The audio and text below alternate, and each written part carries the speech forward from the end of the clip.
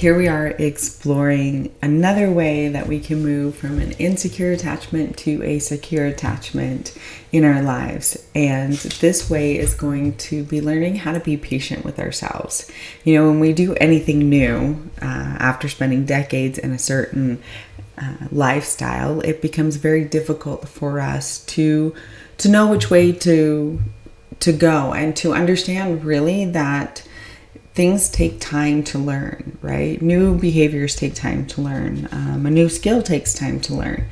And we won't always be perfect at it. And we're not going to be at the finish line within a day or two.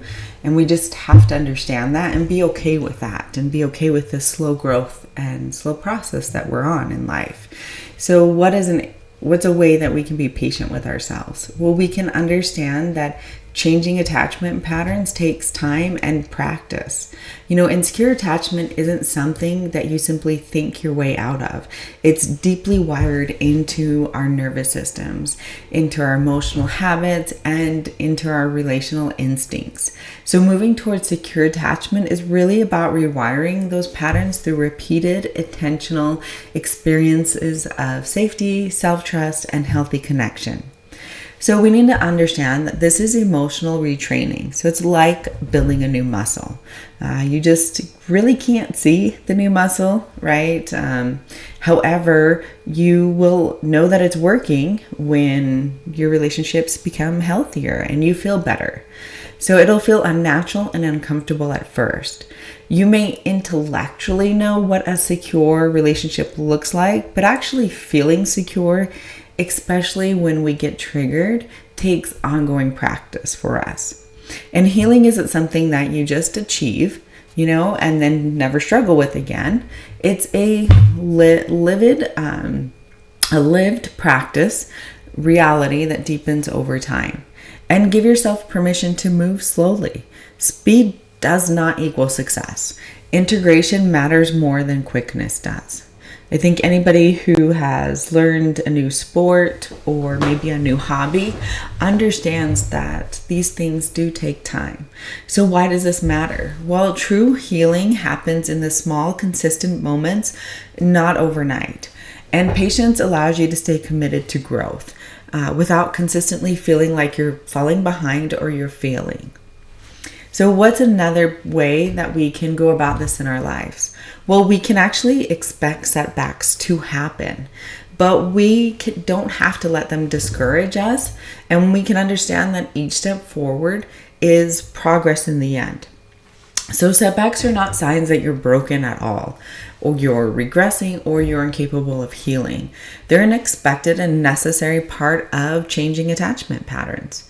Really part of anything that we're doing new in life. So when you slip into old behaviors, like let's say you become anxious because you're spiraling after delay in communication, maybe you're shutting down emotionally, or maybe you're second guessing your worth. Recognize it as a flashback to old wiring, not a reflection of who you are today.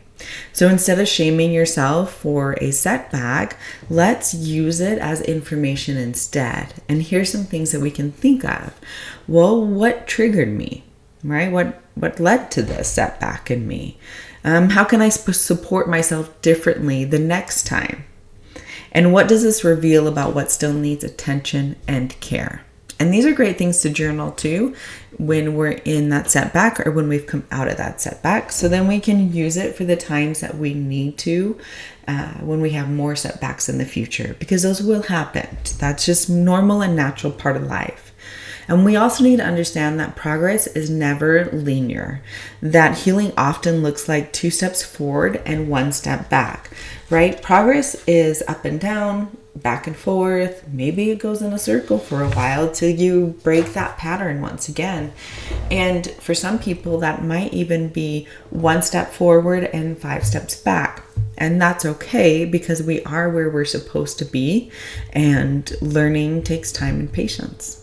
So learning new skills, forgetting them under stress, and then remembering them again, right? Feeling confident some days and insecure in others, and realizing that that's really going to be okay.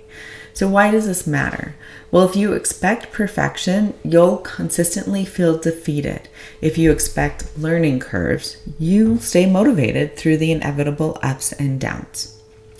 So what's another area where we can work on this? Well, we can celebrate our small wins, like communicating a need or setting a boundary.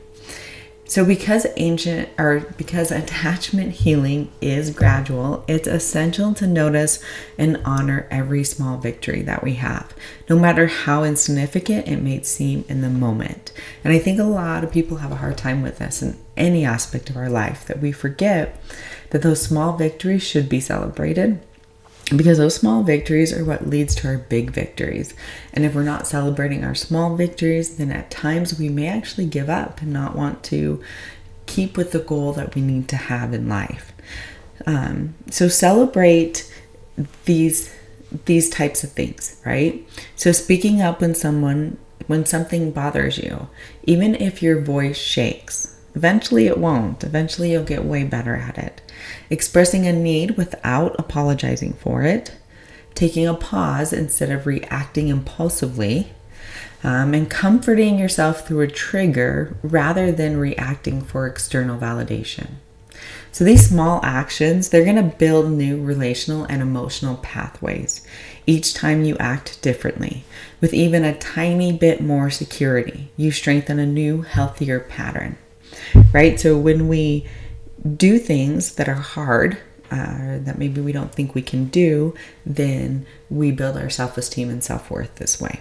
And so even those small victories end up building our self-esteem and our self-worth, so that when we're in the same situation or a similar situation, we know we can do it. And maybe when it's a harder situation, we have these small victories that we have noticed and recognized and celebrated that we can now pull from in order to move forward through the other hard stuff that we're going to go through in life.